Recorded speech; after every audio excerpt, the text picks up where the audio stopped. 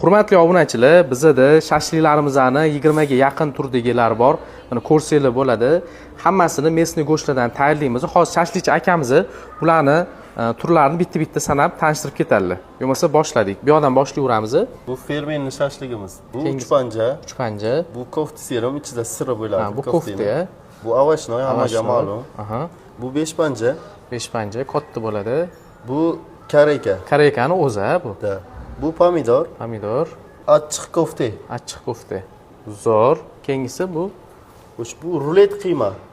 Qiymani ustiga chorva bilan o'raladi. Bu ham juda ham mazali bo'ladi. Bu Napoleon, hammaga mashhur. Eng yaxshi, men yaxshi ko'radigan shashliklardan biri bu kareka. Kareka. Menga ham yoqadi. Keyingisi bu kirilishga tovuq qanotchalari. Bu bonfili. Bonfili o'zidan yoqtirmaydigan insonlar uchun maza qilib go'sht o'zi. Bunisi ham bir ajoyib ekan. Bu nima shashlik bo'lgan dollar shashlik. Dollar shashlik. Bu обычный qo'yjas. Bu moljas. Moljas. Bu чисто g'ijduvon shashligi. Bunga umuman non qo'shilmaydi, gram non qo'shilmaydi. Agar tatib ko'rmagan bo'lsangiz, kaboblarimizdan albatta kelib, Tashqurtoq restoranimizda tatib ko'rishinglarni tavsiya qilaman.